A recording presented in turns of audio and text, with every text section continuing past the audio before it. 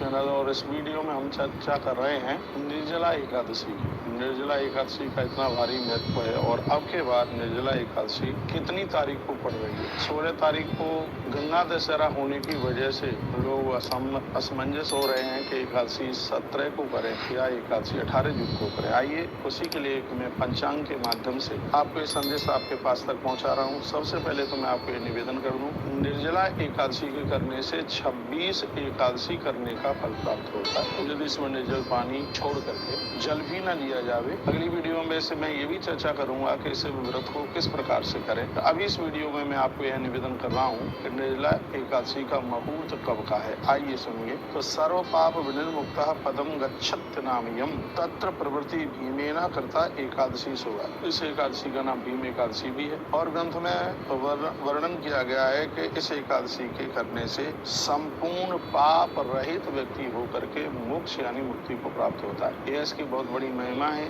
इस दिन इस एकादशी के दिन 11 परिक्रमा तुलसी माँ की लगाई जाती है। अब के बार जो यह एकादशी है तो वह 17 तारीख को भोर में लगभग 4:45 बजे आरम्भ हो रही है और यह 18 तारीख को सुबह 6 बज करके लगभग 23:30 तक ये रहेगी। लगभग 23:24 के आसपास तक, यानी 6:30 बजे से पहले एकादशी पूरी हो जाएगी। इसलिए द्वादश भेदी होने की वजह से एकादशी 18 तारीख को ही है। और आप जानते हैं, मैंने पूर्व में भी निवेदन किया, जब एकादशी द्वादशी में पड़ती है तो पूरे वर्ष की एकादशी का पुण्य फल प्राप्त होता है। इसलिए हरि वैष्णव जगत में सभी भक्तों को निवेदन किया जाएगा। 2 एकादशी पड़ी है, 17 को भी है और 18 को भी है। आप द्वादशी वाली एकादशी करिए और आनंद की बात है कि वो उदिता में भी है। ये बहुत कम होता है कि एकादशी उदिता में भी आ जाए और द्वादशी में भी आ जाए, तो बहुत कम होता है। 100% 18 तारीख को है और सबसे आनंद की बात है कि द्वादश वेदी है।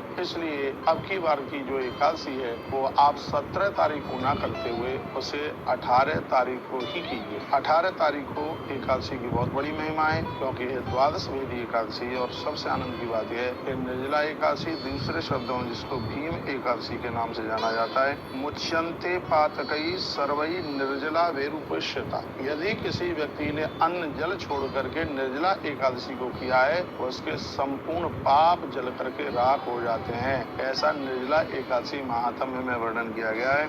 मुच्यन्ते पातकई सर्वई निर्जला योरुपोषिता। यदि आपने निर्जला एकादशी की है तो मुच्यन्ते पातकई सर्वई, संपूर्ण पाप हमें छोड़ करके भाग जाएंगे, चले जाए। इसलिए आपने एकादशी का उद्यापन भी कर दिया है तो भी आप इस निर्जला एकादशी को, इसको भीमसेनी एकादशी के नाम से जाना जाता है, इसको आप जरूर कीजिए। इस एकादशी के करने से पूरे वर्ष भर की 11 करने का सौभाग्य प्राप्त हो जाता है। आगे की वीडियो में मैं पारण का टाइम भी बताऊंगा, एकादशी व्रत महात्म्य में भी निवेदन करूंगा और एक वीडियो में इस एकादशी को किस प्रकार से करें जिससे 100% इस 11 का पुण्य हमारी झोली में हो। तो आगे की वीडियो में मैं निवेदन करूंगा। इस वीडियो में मैंने एक मुहूर्त की बात बताई है। यूं तो एकादशी सुबह 17 तारीख को 4:45 बजे चल करके आ जाएगी, जो 18 तारीख को दूसरे दिन लगभग 6:30 बजे के लगभग 6:24 तक एकादशी है। उदिता में एकादशी है, ब्रह्म मुहूर्त में एकादशी है और द्वादशी में एकादशी है। इसलिए इसे हरि वैष्णव जन आप सब